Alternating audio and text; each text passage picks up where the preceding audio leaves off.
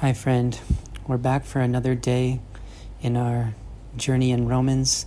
Today, we're going to be looking at a story in 2 Chronicles chapter 33, verses 1 to 13. It's about an evil king, a very evil king who repented, and we'll see what happened as a result.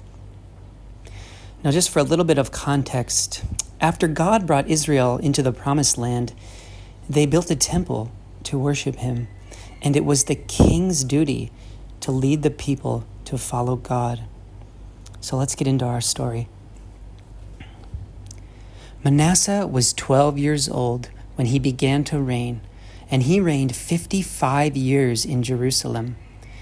And he did what was evil in the sight of the Lord, according to the abominations of the nations whom the Lord drove out before the people of Israel. For he rebuilt the high places that his father Hezekiah had broken down, and he erected altars to the Baals and made Asheroth and worshipped all the host of heaven and served them. And he built altars in the house of the Lord, of which the Lord had said, "In Jerusalem shall my name be forever."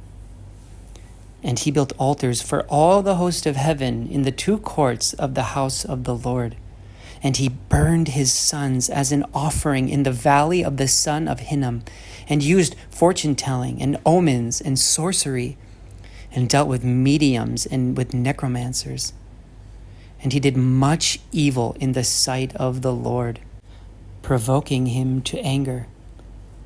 And the carved image of the idol that he had made, he set in the house of God, of which God said to David and to Solomon his son, "In this house and in Jerusalem, which I have chosen out of all the tribes of Israel, I will put my name forever. And I will no more remove the foot of Israel from the land that I appointed for your fathers, if only they will be careful to do all that I have commanded them, all the law, the statutes, and the rules given through Moses."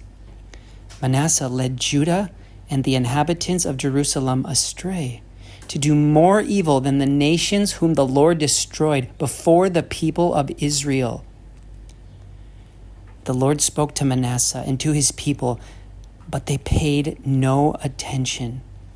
Therefore, the Lord brought upon them the commanders of the army of the king of Assyria, who captured Manasseh with hooks and bound him with chains of bronze and brought him to Babylon.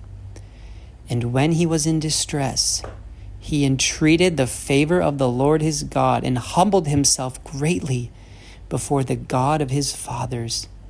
He prayed to him, and God was moved by his entreaty and heard his plea and brought him again to Jerusalem into his kingdom.